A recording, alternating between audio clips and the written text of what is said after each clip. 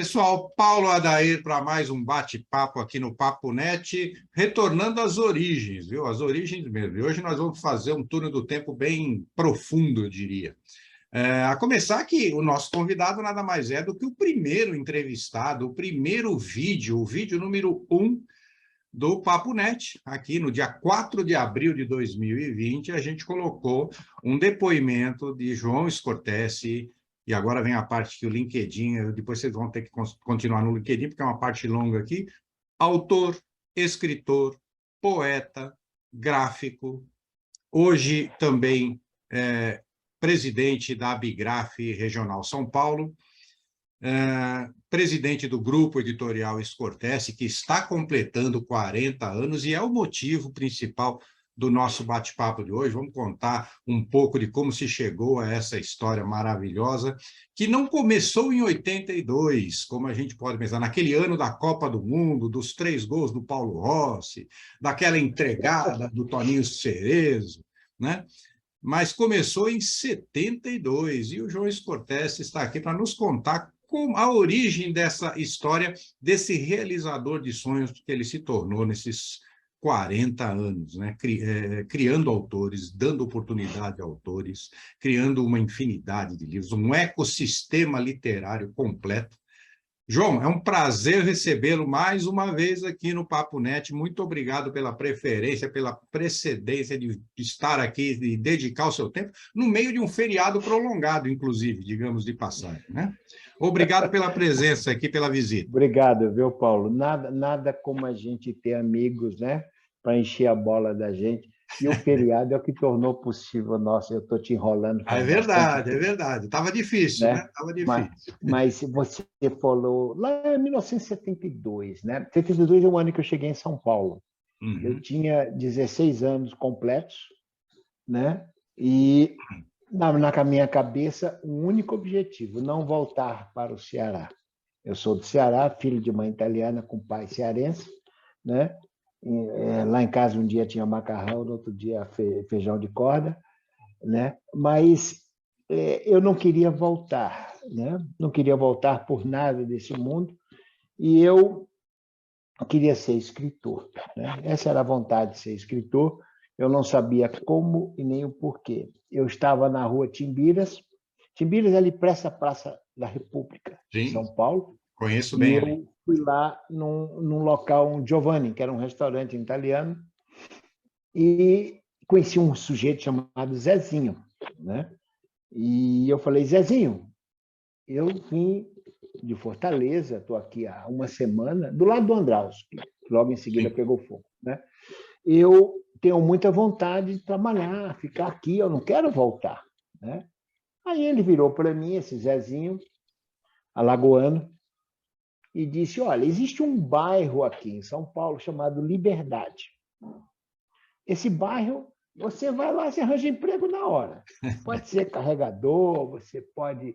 qualquer coisa. E se você for inteligente e trabalhar direitinho, você logo cresce. Eu falei: tá bom. E eu anotei esse endereço da Liberdade, Rua Bueno de Andrade, 1129. Bom, quando eu saí em direção a Timbiras ela tem ligação da Praça da República com a Avenida São João. Sim. Passei pelo Andraus, que estava à minha esquerda. Quando eu atravessei a rua, eu vi um outdoor. E esse outdoor falava do prêmio do Sesquicentenário da Independência do Brasil. Era uma frase. Era um prêmio muito bom. Eu falei: nossa, tá aí a chance. E eu anotei aqueles dados, e resumindo a história, com 16 anos de idade, eu ganhei esse concurso. Olha. E ele abriu muitas portas, né? Gerações inteiras, Paulo, estudaram nesse livro, conheceram essa frase, porque ela fazia parte dos livros escolares. E lembre-se que 72 era o ano do Brasil, ó meu deixo, era o ano da repressão, né? Era uma época muito complicada, e essa frase virou uma marca importante. Eu vou dizer a frase, para que ninguém fique curioso. A frase é o seguinte: de uma espada ao alto nasceu o sonho da liberdade, Brasil. Uhum. E eu ganhei esse concurso, aí fiquei conhecido, badalado, tudo. Bom, em 73, então, eu já senti o gostinho de ser Já começou bem, né? Já teve uma entrada em é, grande estilo em São Paulo. Chegou em São em Paulo em São grande Paulo. estilo. Aí, em 73, a FAO-USP, dentro dos porões da FAO, dentro Precisamos, ainda precisamos lembrar que 72 foi o ano do Sesc Centenário da Independência. centenário da independência, que agora vamos completar 50 anos, são os 200 Exatamente. anos, né? Vamos para lá. Da independência em setembro. Em 73, nos porões da FAO, FAO é a Faculdade de Arquitetura e Urbanismo, né? Sim, a USP, Era uma claro. época onde os artistas não conseguiam realizar seus shows, era um negócio complicado, a perseguição. A gente, inclusive, na época, trouxemos o Milton Nascimento, né? O Milton Sim. Nascimento fez a sua reestreia no Brasil, lá na FAO. Bom, foi criada uma revista chamada Poetação. Coincidentemente, dirigida, fazia parte do diretório acadêmico, Milton Ratum, que é um escritor conhecidíssimo, Sim. né? E muito. E eu fui convidado a escrever para essa revista, e eu publiquei, se não me engano, o número 3. Eu publiquei meu primeiro poema chamado Mulher de Rua nessa revista. Olha. E quando eu recebi a revista, falaram para mim: você toma cuidado, porque você tem que esconder isso. Eu não, mas peraí, eu quero divulgar, Não pode eu andar quero com ela mostrar debaixo meu do braço. trabalho. Não pode andar debaixo do braço, você vai ser preso. E logo Eu depois tinha, recebi eu tinha um livro nessa época que o pessoal também não gostava muito de me ver com ele debaixo do braço, Aí não. eu falava, É, então por que imprimiram, né? Por que imprimiram? E depois eu, já no Mackenzie, aluno do Mackenzie, aí onde começa a minha história, comecei a escrever para vários jornais da Universidade Mackenzie, e só João, não fui preso. o pessoal pode estar pensando que você fez letras no Mackenzie, mas o que você estudou no Não, Mackenzie? economia. Eu fiz Olha, contabilidade e economia. Né? olha Mas que coisa, hein? eu não assistia a aula, eu ficava só escrevendo. Né? Aí, quando estourou, quando começaram a prender todo mundo, né? Aquela época dura, né? Sim. Eu corri para a reitoria. E lá eu tinha um grande amigo, que é o reverendo Bonelis Ribeiro, que era presidente do Mackenzie. Né? E eu digo, querem me grampear? Querem me grampear. Aí ele olhou e disse assim, mas você é um menino bonzinho? Né? Quando vieram buscar o reverendo, se colocou na frente assim e disse, não, ele não é subversivo. Foi a primeira vez que eu escutei a palavra subversivo, né? Eu não sou subversivo. Bom, e aí escapei dessa confusão toda, depois logo tivemos a abertura, mas em 78, aí vem a minha história, ainda tentando ser escritor, nós montamos na Universidade Mackenzie, eu, Tereza Cristina Roque da Mota, que é uma editora hoje conhecida, e junto outras pessoas, mas era basicamente eu e a Tereza Cristina, montamos o Poeco, que pouca gente sabe, Paulo, Poeco significa poetas e economistas. Olha. Só que a Tereza Cristina estudava direito, né? E nós montamos um grupo, esse Poeco, com um único objetivo: ganhar dinheiro para ajudar a pagar nossos estudos. Né? Essa é a verdade. Né? E éramos 4 ou 5 sócios, e nós começamos a publicar livros alternativos usando uma gráfica Dessá Copiadora, que ficava no centro de São Paulo, Francisco Miquelina, e lá a gente imprimia os livros, tudo em pequenas tiragens. Bom, e eu gostei muito da história. Praticamente quase todos os primeiros autores fui eu que levei, eram amigos, pessoas da faculdade, né? Quando todo mundo se formou, aí vem a grande verdade dessa história toda. Não queriam continuar, porque havia havia estudado engenharia, outro havia estudado direito, e ninguém queria continuar. Eu falei, não, mas eu quero. Aí começou aquela briga, não, mas nós não queremos ser responsáveis por nada, porque era uma empresa aberta, tinha CNPJ. Foi aí que eu digo, deixa comigo. E eu assinei, não me lembro como, em que condições, uma responsabilidade sobre isso. Assinei, fiquei com o Poeco, chamava-se Poeco Editorial, Sociedade Civil Limitada, fechei e abri a Escortece. No dia 13 de agosto, na loja 13, uma sexta-feira, você sabe que sexta-feira 13 era uma data muito... Mas como era loja 13 e era uma sexta-feira 13, eu falei, aí tem algo divino, né? Aí eu montei e comecei a Escortece. E nunca tive sócio. E eu explico por quê. Primeiro, ninguém acreditava em mim, né? Então, você pergunta, poxa, Cortez, você não teve sócio? Eu falei, porque ninguém acreditava, né? E de lá para Ninguém cá... era tão louco assim, né? Ninguém era tão louco. E peguei o dinheiro da minha indenização, eu trabalhava na FK, uma firma japonesa de equipamentos, máquinas de escritório, em frente ao Takano, que você deve ter Sim, conhecido, que é da sua conheci, época também, um grande conheci. gráfico, né? E nessa ideia, Paulo, Um workaholic, né? Um workaholic gigantesco. Esse cara trabalhava muito nessa época, nossa, muito. loucura. E eu tinha, então, o dinheiro suficiente para fazer 40 títulos impressos. Olha. Hoje, nessa história toda, são 11 mil títulos em primeira edição.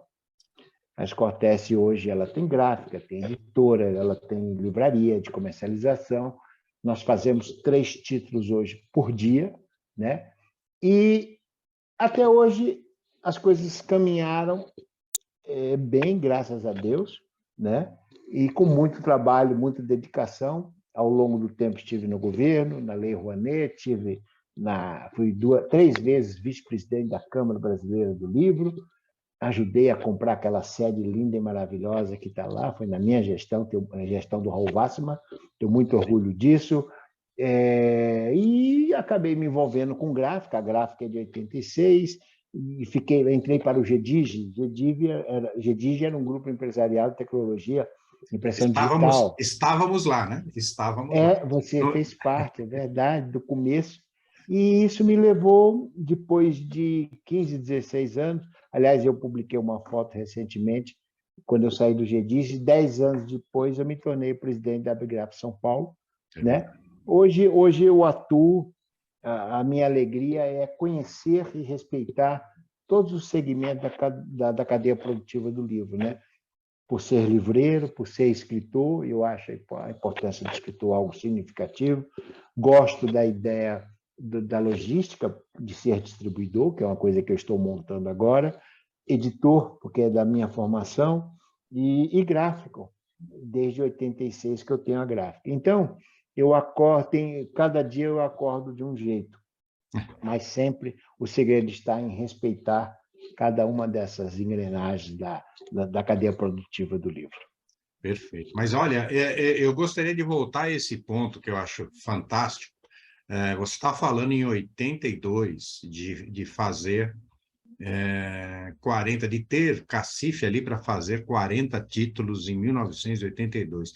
Pessoal, a gente precisa lembrar que em 1982, eu estava lá em março de 1982, publicando o primeiro manual do primeiro computador pessoal, que era o computador CP500 da Prolog, que foi o primeiro computador. Então, não existia transformação digital, não existia editoração eletrônica, não existia nada eletrônico ou editorial de processos avançados como nós temos hoje.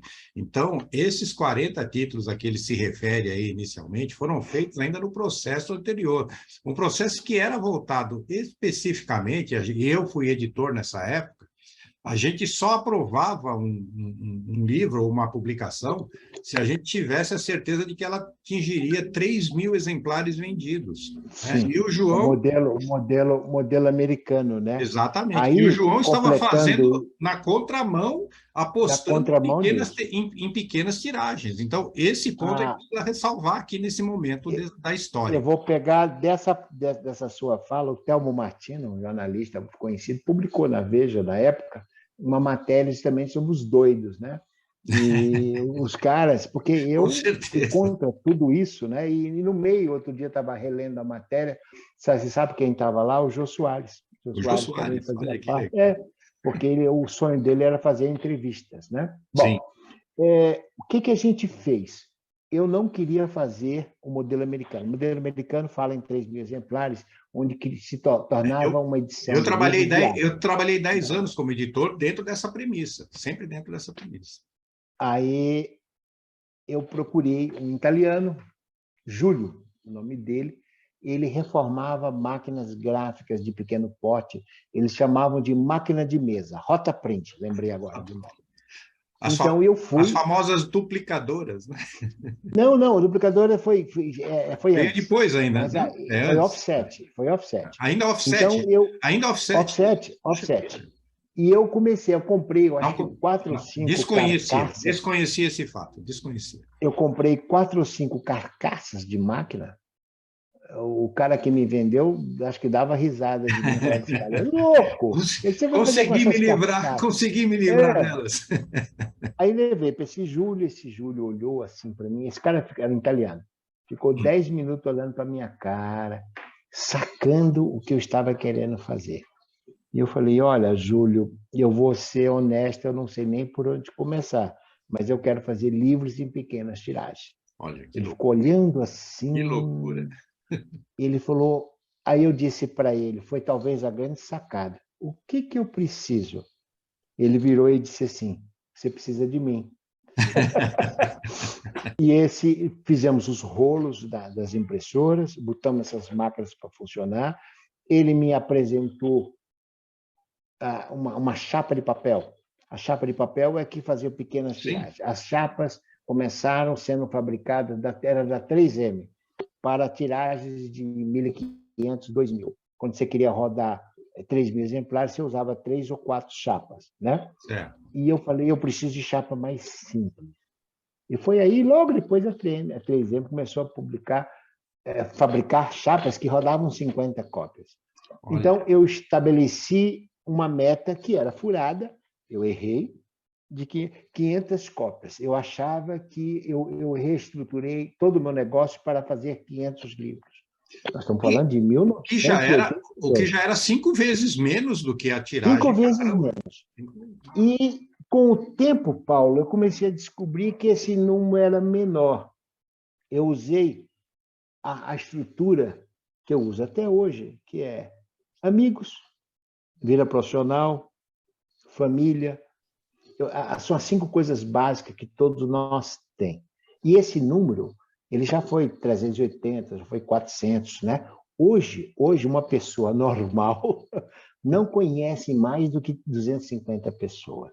É verdade. Certo? Então, eu iniciei no Brasil, por isso que todos atribuem a mim a implantação da impressão eletrônica aqui no Brasil, porque eu comecei a racionalizar isso. Nós não precisamos fazer tantos exemplares, vamos fazer a necessidade. Então, eu fazia essas 5 perguntas para a pessoa para poder determinar quantos exemplares ela podia produzir. Então, isso foi talvez a grande sacada, né? Então, basicamente, você criou o conceito de on-demand, né? Na impressão. De pequena tiragem. De pequena tiragem. O impressão por demanda começou já em 90 e alguma coisa com a chegada da Duplitec da Xerox. Sim. Eu criei a pequena tiragem e a grande jogada, que pouca gente consegue entender isso hoje, mas você é um cara do ramo, sim. Eu associei que o primeiro passo é a pequena tiragem, para que você possa adequar a produção do autor com impressão por demanda. Então, primeiro você faz a pequena tiragem. As unidades subsequentes desse mínimo passa a ser impressão por demanda. Olha, que interessante. Essa é talvez a grande jogada. Hoje, esse número vem caindo. Hoje, o número viável, não só para o autor, mas para uma empresa, lembre-se que o meu lado, eu olho sempre também para o lado da empresa. Todo mundo que tentou olhar só sobre o ponto final da linha se estrepou, né? Nós estamos vivendo hoje os 100 exemplares. Olha, que maravilha. Bom, essa é a realidade hoje. Eu preciso citar aqui, já que você falou dos doidos, né? Eu preciso citar aqui Bernard Shaw, né? Ele tem uma frase famosa que o homem sensato é aquele que se adapta ao mundo à sua volta, né? O insensato é aquele que tenta adaptar o mundo às suas próprias necessidades. Portanto, conclui Bernard Shaw, todo o progresso da humanidade se deve aos insensatos. Aos insensatos, aos doidos de pedra. Eu tenho um verdadeiro fascínio pelos doidos de pedra, né? E os loucos, não o doido, o louco. Eu gosto muito do louco, né? E tenho vários textos sobre isso. Mas voltando só então, nós começamos a produzir, montamos a nossa primeira gráfica, né? E eu chegava nas fábricas Falava, eu quero algo bem pequenininho. Como pequenininho? Porque aí eu descobri que se eu desse a metragem do meu espaço, olha, eu só tenho 50 metros quadrados. As pessoas começaram a entender o que eu queria. Porque a ideia era uma gráfica grande, cheia de Sim, coisas, e não adiantava explicar o que eu queria fazer. Temos que imaginar 82, onde todo mundo queria produzir mais. Eu me sim. lembro que naquela época saiu uma campanha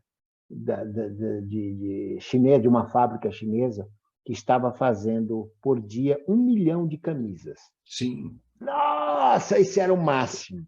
Aí foram me entrevistar e eu falei, cara, eu jamais usaria uma camisa igual, da mesma cor. Ah, mas o preço é um centavozinho. Eu falei, essa loucura que vocês estão vendo da China tomando mercado, isso um dia vai acabar, como de fato está começando a acabar. Isso não acabar Né? agora. 40 As anos pessoas depois. querem comprar a sua camisa do jeito que você quer, o seu carro. Você não pode tirar das pessoas o gosto pela música, pelo teatro, pelo cinema, pelo autor, pelo escritor. Né? A individualidade é a grande arma do nosso diferencial. A diversidade é algo muito importante. E eu apostei nisso. E no fim, as coisas deram certo, né? Claro. Nós temos que respeitar a diversidade, mas não precisamos ser igual a ninguém, nem copiar ninguém. Sim. Né? Foi aí que virou a Escortece. Ela continua, a Escortece, fazendo a mesma coisa que ela faz há 40 anos. Eu me preocupava com as antologias, como sendo a antologia era o start do Sim. escritor. O cara não conseguia fazer um livro, mas ele publicava um textozinho. E esse textozinho fazia com que ele conhecesse várias outras pessoas, se criava um grupo. Eu cheguei até a juntar 3 pessoas dessas antologias, Paulo, para publicar um livro solo, um livro Olha. individual. Existe muito tempo. Fazia os concursos, a premiação, organizei talvez centenas, sei lá. Antologia, então, já até perdi a conta. Onde você premiava aquele autor e o prêmio era a edição de um livro. Né? Aí comecei com os recitais, comecei com a formação e o treinamento de escritores. Então, a gente continua fazendo a mesma coisa, investindo pesadamente na formação das pessoas, E na também posição do soube escritor. utilizar o meio digital durante a pandemia, né? Você foi para o Zoom literário, fez umas mesas Pois é, eu achei que eu ia sério. quebrar, sabe? Eu Eu achei me que eu ia lembro. quebrar. Aquele primeiro vídeo conta isso. Porque, veja bem, tudo foi criado para o toque, Sim, para o contato para o físico, presencial. pela presença. Eu sinto muita falta disso. Né? Então, eu, em determinado dia, falou, bom, vamos se adaptar, o que ficou, ficou, eu vou mudar radicalmente. E mudei e deu certo. Deu certo. Né? Conseguimos, né? Eu estou agora me preparando para retornar. Não retornar ao que era. Retornar usando o que eu aprendi nesses 2 últimos anos, né? Com certeza vai ter uma cara diferente. Mas uma coisa que você me fez lembrar, Paulo, Basicamente, você vai retornar para o futuro, né? pode ser, né? Como diz Milor Fernandes, né? O nosso futuro está no passado, né? Nós Exato. somos responsáveis por tudo, né? Eu estava lendo isso hoje, estava lendo a Milor Fernandes hoje cedo. Eu gosto muito dele. Dele e Nelson Rodrigues são 2 pessoas que eu gosto muito e Com que me certeza. ajudam, né? Mas você Ótimas sabe, escolhas, Paulo, ótimas escolhas. são 2 doidos, né? 2 doidos, né? Mais dois, Mais, mais dois. mais 2. Você me fez lembrar de uma coisa hoje muito importante, Paulo. Eu, nesses 40 anos, eu tive 3 vezes a vontade de desistir. Sim. Então, eu aprendi com um cara que já falecido, Rodolfo Konder, né? O quanto é importante você amar as suas fragilidades. Aprendi isso com ele. Né? A partir do dia que eu decidi que eu sou frágil, que eu tenho que me cercar de boas pessoas, que eu tenho que tentar praticar sempre o bem, essa fragilidade me ajudou muito. Eu sou frágil. Bom, Sim. A primeira vez que eu quis desistir, eu acho isso que é importante ficar gravado, que eu acho que você é a primeira pessoa que vai ter esse registro meu. Obrigado. Eu tinha...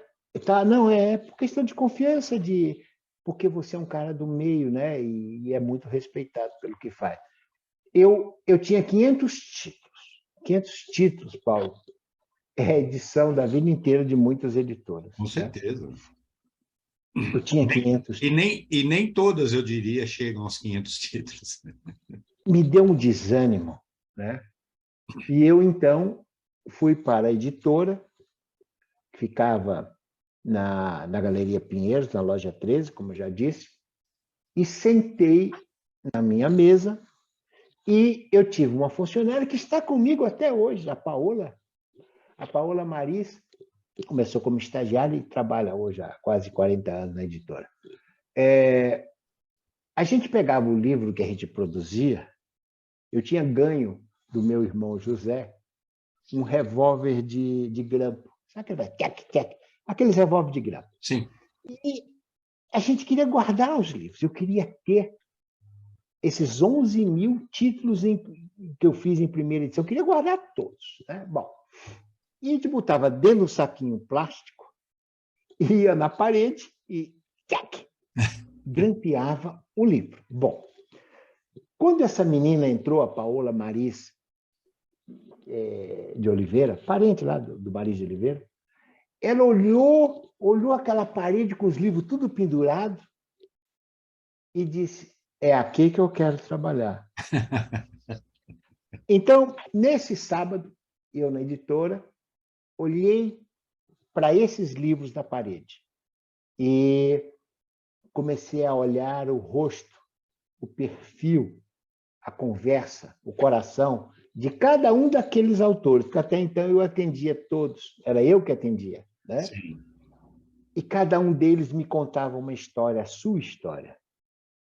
Autores que morreram, autores que se suicidaram, eu tive casos trágicos no começo, autores que ainda me procuravam, autores que desapareceram.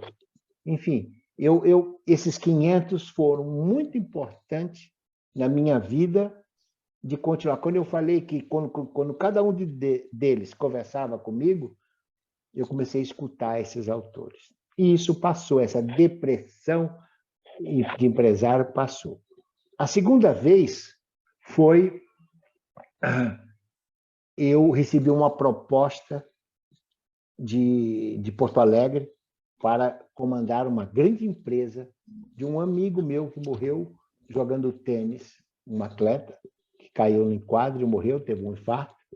E eu recebi por parte da família um convite para administrar, era uma empresa de tênis. E a proposta era maravilhosa, mas eu também balancei muito, fiz a mesma coisa e decidi não abandonar. Né? E a terceira foi quando eu tive um problema na minha vista, você sabe disso. Me lembro. Onde foi um momento muito difícil da minha vida, onde eu achei que eu iria ficar cego. Mas também eu atribuo esse acidente que eu tive andando de bike como uma das coisas mais importantes da minha vida, que eu aprendi muito. Enfim, durante 3 vezes em 40 anos eu quis desistir. E por ser teimoso, eu continuei. Né? Aí vem o Paul Gerhardt, aí, né? A gente continua só porque começou, e só começou porque um dia começou lá atrás. Né? Enfim, são as 3 coisas. Daí para frente, hoje, eu estou muito entusiasmado, porque eu não me deixo esquecer da minha contribuição em todos os setores. Né? Tem dia que eu acordo livreiro, que é o dia mais chato da minha vida. Eu sou intragável quando eu estou como livreiro, né? Porque eu sou a ponta da tabela lá. Mas tem dia que eu acordo como gráfico, escrevo todos os dias, tem dia que eu sou editor, e esse Fernando Pessoa que mora em mim, né? É o que me sustenta e que me faz manter o bom humor. Né? É isso. Maravilha. João, eu poderia ficar aqui falando mais um tempão com você, mas nós temos outros assuntos e você vai ter que voltar aqui para falar de outros assuntos com a gente Volto sempre. e até talvez falar de alguns pontos que ainda não ficaram, né, totalmente esclarecidos aí desses que nós falamos hoje, porque é muita coisa nesses 40 anos que você tem, muita história para contar, né? É João, que foi um você prazer provoca, recebê-lo aqui. Foi um quando prazer você recebê-lo. provoca, eu sou obrigado a falar, né? Eu Não gostaria de tem deixar o jeito. espaço final aí para você fazer o seu convite para os 40 anos de Scortese, para os seus eventos, os seus muitos eventos Ok. desse ano aqui, para os nossos Ah, seguidores do Papo Net. eu vou deixar assim. A editora vai completar 40 anos, Paulo, no dia 13 de agosto. Sim. Mas eu estou aproveitando a Bienal, qual a importância da Bienal? É uma época que eu reúno meus autores, meus amigos, fornecedores, meus funcionários, né? Então, eu vou ter um encontro com todo esse público lá na Bienal, no dia 2 de julho, é No um dia 2, sábado, com primeiro certeza. dia da Bienal. Eu marquei das 18 às 19 horas, eu já mandei comprar 40 champanhe, Opa! né? Porque 40, quando for na festa de 80 anos, eu vou comprar 80, né? Tem 40 champanhe para a gente estourar lá com os amigos. Infelizmente, não vai dar para a gente fazer coquetel, salgadinho, essas coisas, porque o ambiente não permite e é É, muito complicado. Mas e a nós ideia é ainda estamos com uma série de restrições de muitas segurança, né? restrições, eu tentei organizar, mas fica muito confuso, mas me falaram que eu posso estourar uma champanhe, Ah, né? perfeito. Então é isso que eu vou fazer, né? E muito obrigado, olha, Vamos todos estourar as estão 40, convidados. né? Às 40, uma é minha. Perfeito, Ficam João. todos convidados, é aberto o evento, e será em homenagem não só à editora, mas os nossos 63 autores que a gente perdeu com esses 2 anos aí de pandemia, né? Foram 63, Meus sentimentos. duro, né? E eu acho que a homenagem a eles, a gente vai fazer essa festa, né? E a gente continua só porque começou. Perfeito. Bom, pessoal, esse foi João Scortese, autor, poeta, gráfico, né?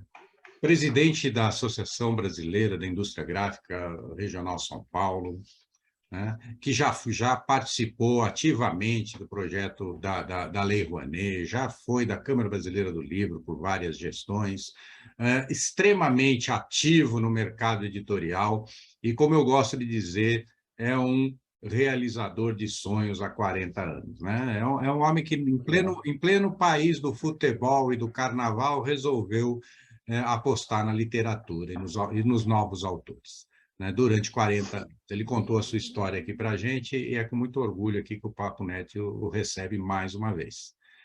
Obrigado, João. E se vocês gostaram, deem seu gostei, nem se eu não gostei, se viram alguma coisa que a gente pode melhorar, digam aí o que é, façam suas críticas, façam suas sugestões, podem brigar mesmo com a gente no que a gente está errando, que é para a gente aprender e melhorar. Digam o que a gente está acertando para a gente poder aprimorar ainda mais, façam suas sugestões, façam seus comentários. E se ainda não se inscreveram, inscrevam-se no nosso canal, ativem as notificações para saberem dos próximos bate-papos e dos próximos eventos que nós fazemos aqui nesse canal. E como eu sempre digo, nós somos uma sociedade colaborativa. A humanidade é colaborativa na sua essência. A civilização nada mais é do que a construção feita em cima dessa colaboração. Construímos aldeias, cidades, estados, países, impérios em colaboração. E pela primeira vez na história da humanidade, como inclusive o próprio João citou aqui, nós temos as ferramentas tecnológicas para complementar e para aprimorar essa colaboração para construir uma sociedade cada vez melhor. Então, utilize as novas tecnologias para complementar e não substituir a colaboração presencial, mas para complementar a colaboração e construir uma sociedade cada vez melhor. Nos vemos no próximo bate-papo aqui no Papo Net.